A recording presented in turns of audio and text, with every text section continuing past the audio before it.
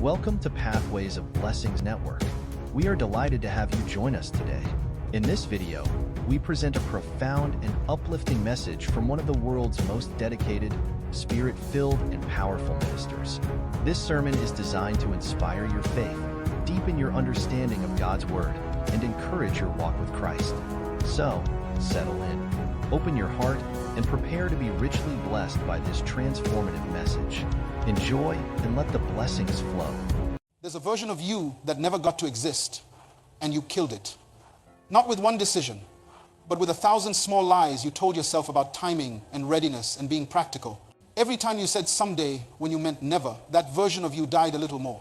Every time you called fear wisdom and comfort responsibility, you buried your actual calling under another layer of acceptable excuses. And here's what nobody wants to admit you knew. You've always known. There's a quiet voice inside you that's been screaming the truth while you've been making noise about all the reasons why now isn't the right time. That voice isn't going away. It's going to follow you all the way to your grave, asking one question you won't be able to answer. Why didn't you at least try to become who you actually were? You know what the tragedy of life is? It's not that we die. Death comes to everyone. The real tragedy is that most people never truly live because they spend their entire existence lying to the most important person they'll ever know themselves. Right now, somebody is sitting in a job they hate, telling themselves they're being practical. Somebody else is in a relationship that died years ago, convincing themselves it's going to get better. Another person has a gift locked inside them that could change their community. But they keep saying, I'm not ready yet, or maybe next year, or I don't have what it takes. And the saddest part, they actually believe their own lies. The mirror in your bathroom doesn't lie. When you stand in front of it, it shows you exactly what's there. But somehow, we've mastered the art of looking at our lives through a distorted lens, seeing what we want to see instead of what actually is. We become experts at crafting narratives that make us feel comfortable while our potential withers away inside us, unexpressed and unfulfilled. Let me tell you something that might shake you up a bit. The most dangerous person you will ever encounter in your lifetime is not your enemy. It's not the person who doesn't believe in you. It's not even the person who actively tries to stop you. The most dangerous person you'll ever meet is the one staring back at you in the mirror, who nods in agreement every time you make an excuse for why you haven't become who you were born to be. I remember hearing about a young man named Ibrahim, brilliant architect. When this man put pen to paper, he could design buildings that made you feel something just looking at the sketches. He had that rare combination of technical skill and artistic vision. His professor said he was one of the most talented students they'd ever taught. When he graduated, everyone expected him to set the world on fire. But 3 years after starting his own practice, Ibrahim lost 3 major contracts in a row. Not small projects, these were the kind of opportunities that launched careers. And you know what he did? He started building a case. He collected evidence. The economy is terrible right now, he told his wife. These clients don't appreciate quality design, he explained to his friends. The market is saturated with architects willing to undercut everyone on price. He posted on social media.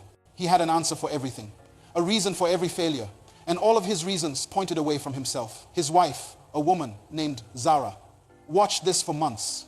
She saw how her husband's confidence was crumbling despite all his explanations. She noticed how he'd come home from client meetings looking defeated.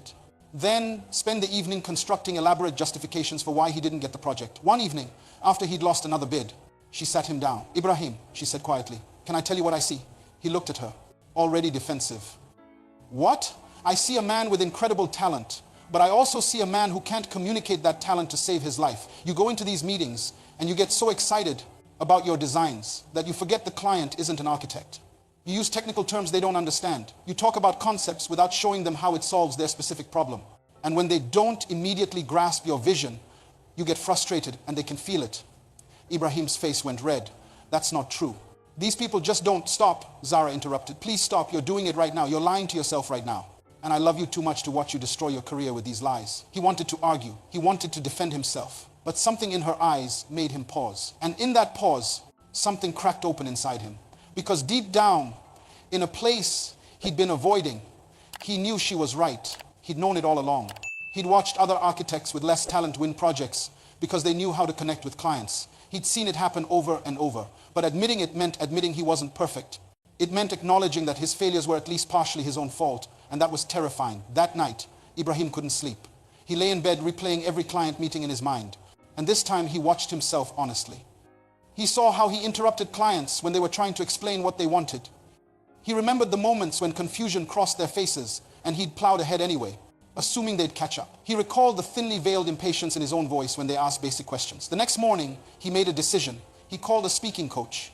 He joined a Toastmasters group. He started recording himself and watching the playback, as painful as that was. He practiced explaining his designs to his neighbor who knew nothing about architecture, and he asked for honest feedback. It was humbling, it was uncomfortable, but it was real. 6 months later, Ibrahim won a contract for a small community center. Not his dream project, but a start. And this time, he won it. Because he'd listened more than he talked. He'd asked questions. He translated his vision into language the client could understand. A year after that, his practice was thriving. Not because the economy had improved or clients had suddenly started appreciating quality design, but because he'd stopped lying to himself about his weaknesses and started doing something about them. Here's what most people don't understand. Self-deception doesn't just hold you back. It doesn't just slow you down. It literally transforms you into someone you were never meant to be. Every time you lie to yourself about why you're not moving forward, you're choosing comfort over growth. You're choosing a familiar prison over an unfamiliar freedom. And day by day, year by year, you become a person who is skilled at one thing above all else, explaining why you never became who you could have been. Now here's where it gets interesting. We don't just accidentally fall into self-deception. We build it. We construct it carefully, brick by brick, until we've created an entire fortress of lies that feels safer than the truth. And we become so skilled at this construction that we don't even recognize we're doing it anymore. Think about how sophisticated we are at this. When something goes wrong in our lives, our minds immediately go to work, building a case for why it's not our responsibility. We gather evidence, we find patterns, we create narratives that cast us as the victim or the person who tried their best against impossible odds. And the fascinating thing is, we're not doing this consciously to fool other people. We're doing it to fool ourselves. There's a profound difference between a reason and an excuse, but most people can't tell them apart anymore. A reason is an honest explanation that leads to action. An excuse is a comfortable lie that leads to stagnation, a reason says. This happened because of these factors, and here's what I need to change. An excuse says, this happened because of these factors, and there's nothing I can do about it. One opens doors, the other builds walls. You want to know how to tell if you're giving yourself reasons or excuses? Listen to where your sentences end. If your explanation for why something didn't work ends with you as powerless, it's an excuse. If it ends with you identifying what you can control and change, it's a reason. Most people have trained themselves to always end a sentence at the excuse and never get to the reason. Let me tell you about Catherine. High-powered executive at a major corporation. Brilliant woman. Climbed the ladder fast. By the time she was 35, she was pulling in a 6-figure salary, managing a team of 40 people, traveling internationally for business. Everyone who knew her thought she had it all figured out. But Catherine had a secret conversation she kept having with herself. When she was in college, she'd loved painting. Not as a hobby, as a calling. She'd see colors and compositions everywhere. She'd wake up with visions of canvases she wanted to create. Her art professor told her she had something rare, something that couldn't be taught. But Catherine was practical. She was responsible. She came from a family that struggled financially, and she'd watched her parents stress about money her entire childhood. So she told herself a story. I'll take the corporate job for a few years, save money, get stable, and then I'll pursue art. That's what she said at 23. Then at 25, she told herself, once I get this promotion and the raise that comes with it, I'll have the security to explore painting. At 30, it was. After I finish paying off my student loans. At 35, once I buy a house. At 40, when I hit my retirement savings goal. At 45, after the kids are through college. And here's the thing, Catherine believed every single version of this story. She wasn't deliberately lying to herself. She genuinely thought she was being smart, strategic, responsible. She looked at friends who pursued creative careers and struggled financially, and she told herself she'd made the right choice. She was being an adult. She was being realistic. Then came her retirement party, 65 years old, 30 plus years with the company, gold watch, speeches about her contributions, cake, champagne, everyone congratulating her on a successful career. And Catherine went home to her paid-off house, looked at her substantial retirement account, and felt absolutely nothing. The next morning, she woke up with this thought, now I can finally paint. She walked into what was supposed to become her art studio, a room she'd been planning in her mind for decades. She stood there for 2 hours, and nothing came. No visions, no compositions, no overwhelming urge to create. She realized with horror that she'd waited so long. She'd forgotten what her passion even felt like. It was like trying to remember a language you spoke as a child but haven't used in 40 years. Catherine fell into a depression that terrified her family. This accomplished woman who'd commanded boardrooms couldn't get out of bed. And when she finally went to a therapist, the truth came tumbling out. She'd spent her entire life negotiating with her calling. She'd treated her purpose like it was a patient creditor who would wait indefinitely for payment. And now the bill had come due, and she had nothing to offer. But here's what saved Catherine. She stopped lying. She sat with the brutal truth that she'd betrayed herself for 42 years. She admitted that every story she told herself about someday was a lie designed to make her feel better about choosing safety over calling. And once she stopped defending those lies, something shifted. She started small. She took a basic painting class at the community college, sitting next to people a third of her age. It was humbling. Her skills were rusty, and her vision was buried under decades of neglect. But she showed up week after week, and slowly, something began to wake up inside her. Within a year, Catherine wasn't creating the art she might have created if she'd never abandoned it. But she'd found something else. She started teaching art to seniors, other people who'd spent their lives telling themselves later. She created a program at the community center for retirees who wanted to reconnect with abandoned dreams. She wrote a book about the cost of postponing your purpose. And she told everyone who would listen, don't do what I did. Don't trade your today for a tomorrow that might never come. Your gifts are not patient. They don't sit quietly in storage, perfectly preserved, waiting for you to get around to them. They're living things. They atrophy. They fade. They scream for expression.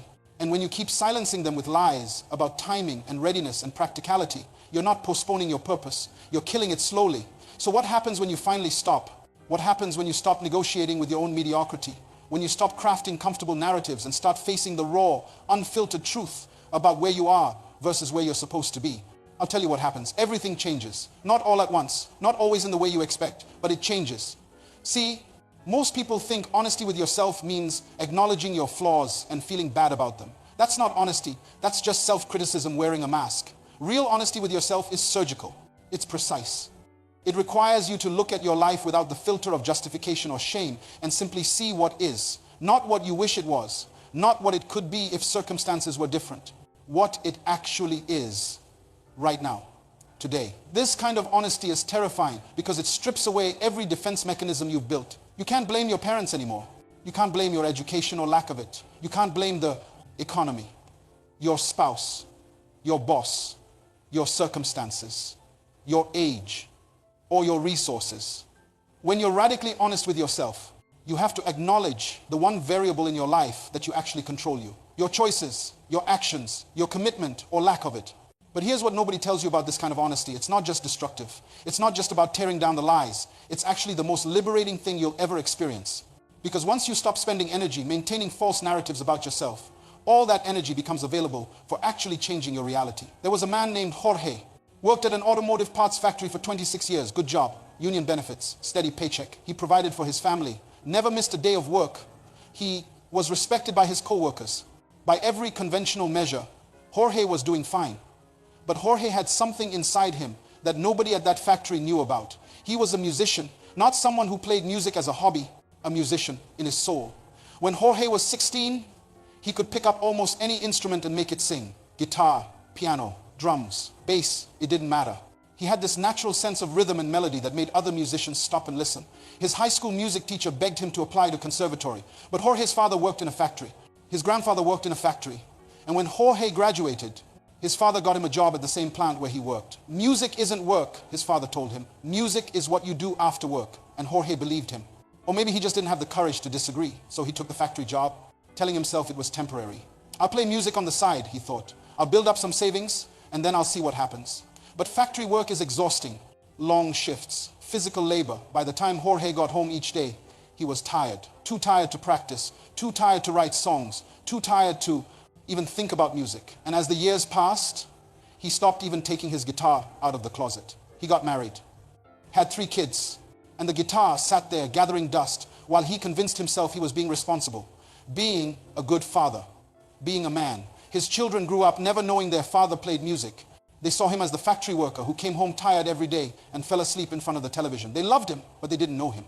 Because the real him, the him that came alive with an instrument in his hands, had been locked away for decades behind a lie about responsibility. Then Jorge had a heart attack. He was 44 years old. Not severe enough to kill him, but severe enough to make him think about death for the first time. Lying in that hospital bed with monitors beeping and tubes in his arms. Jorge had a thought that broke him. I'm going to die, and I never actually lived. Not that he never had experiences. Not that he never did anything. But that the person he was born to be never got to exist. The music that was supposed to come through him into the world had died inside him, unexpressed. And suddenly, all his reasons for not pursuing music, all those practical, sensible, responsible reasons looked like exactly what they were. Excuses, lies he told himself to avoid the risk and uncertainty of becoming who he actually was. When Jorge got out of the hospital, something was different. He stopped lying to himself about what responsibility meant. he realized that the most irresponsible thing he'd ever done was abandon his gift. He'd thought he was protecting his family by working at the factory, but he'd actually been teaching them that dreams die and you just accept it, that you bury who you really are and pretend it's noble. Jorge started teaching music at the community center 3 evenings a week. He didn't quit his job, he still had bills to pay and years until retirement. But he stopped using exhaustion as an excuse. He stopped treating his gift like it was an optional luxury instead of a fundamental part of who he was. And something unexpected happened. His students started winning competitions. Kids who'd never touched an instrument before were playing in recitals within months. Parents would come up to Jorge with tears in their eyes, thanking him for what he'd unlocked in their children. And Jorge realized something profound. His gift was never about him performing on stages. It was about raising up the next generation of musicians. His assignment wasn't to be a famous musician himself. It was to make sure other people didn't make his mistake, didn't bury their gifts under lies about practicality. Within 2 years, Jorge had taught over 100 students. Several had gone on to music school. One had earned a scholarship to a prestigious conservatory.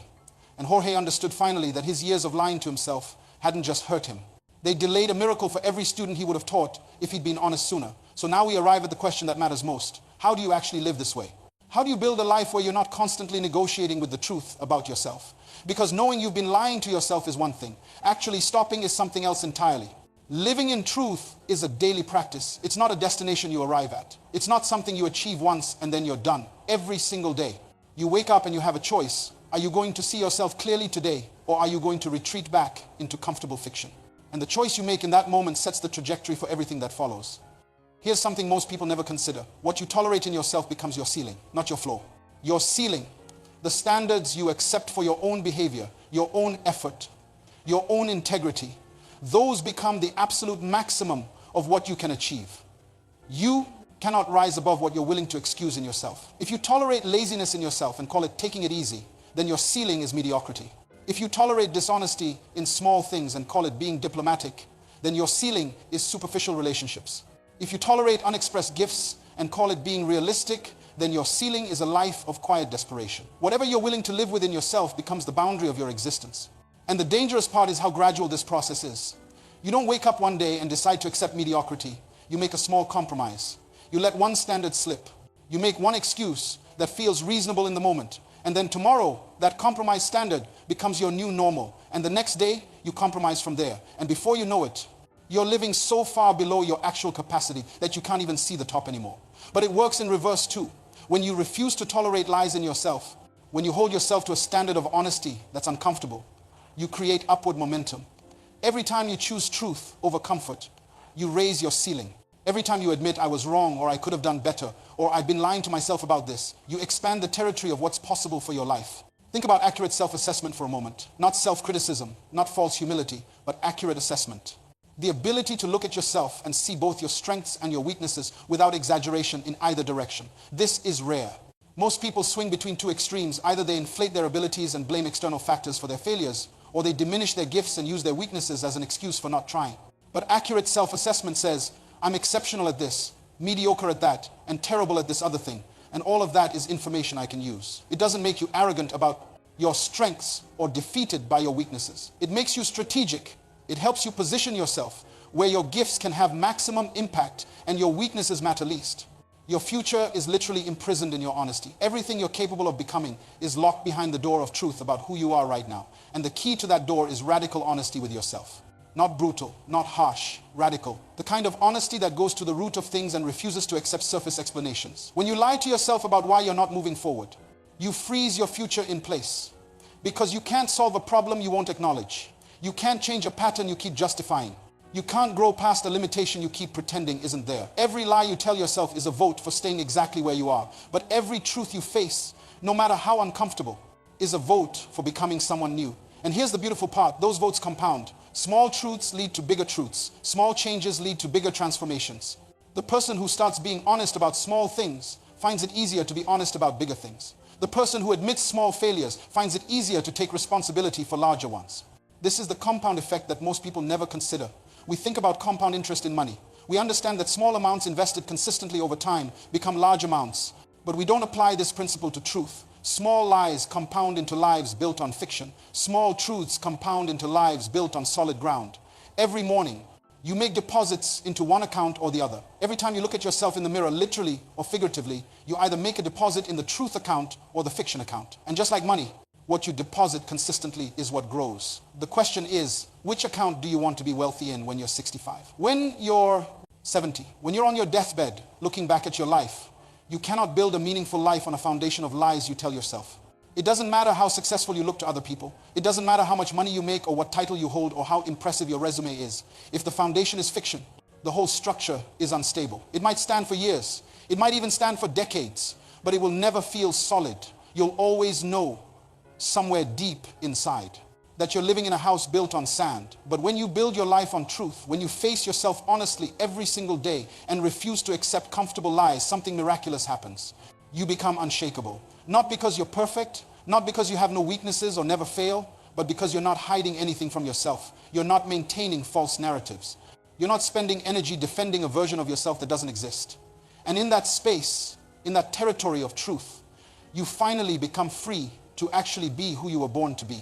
Not who you pretend to be, not who you wish you were, not who other people think you should be, who you actually are, with all your gifts expressed, all your potential released, all your purpose fulfilled. Stop lying to yourself. Starting today, starting right now. Your future is waiting for you on the other side of the truth. The hardest truth you'll ever face is this. You already know what you're lying to yourself about. Right now, reading these words. Something inside you is stirring uncomfortably because you know exactly which lie I'm talking about. You know the dream you've been burying. You know the conversation you've been avoiding. You know the change you've been postponing. You've known all along. The question isn't whether you'll ever know the truth. You already do. The question is whether you'll ever stop pretending you don't. Because that's what self-deception really is. Not ignorance, but willful blindness. It's the active choice to look away from what you can see clearly. It's the daily decision to accept a comfortable lie instead of an uncomfortable truth. And here's what happens when you finally stop. You don't just change your circumstances. You change your relationship with yourself. You become someone you can actually trust. Think about that. Most people can't trust themselves. They make promises to themselves they don't keep. They set standards they don't uphold. They declare intentions they don't follow through on. And then they wonder why they feel so lost, so uncertain, so unstable in their own lives. When you stop lying to yourself, you become your own solid ground. You become someone whose word means something even when no one else is listening, especially when no one else is listening.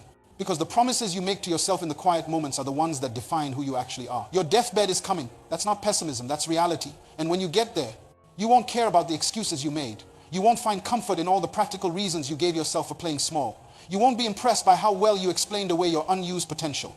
You'll only care about one thing. Did you live as yourself? Or did you spend your entire life pretending to be someone safer? The tragedy isn't that you might fail if you try to become who you really are. The tragedy is that you might succeed at becoming who you're not. You might build a perfect life that has nothing to do with your actual purpose. You might achieve every conventional measure of success while the person you were born to be dies quietly inside you, unnoticed by everyone else. So stop. Stop negotiating. Stop postponing. Stop crafting elaborate justifications for why now isn't the time. Now is the only time you have. This moment, right here, is your life. Not someday. Not when conditions are perfect. Not when you feel ready. Now, never lie to yourself again. Not about small things. Not about big things. Not about why you can't or shouldn't or won't. Face yourself with the same clarity you demand from anyone else. Hold yourself to the standard you wish others would reach. Be honest enough with yourself that when your last day comes, you can meet your own eyes in the mirror and know you lived true. That's the only victory that matters. Everything else is just noise.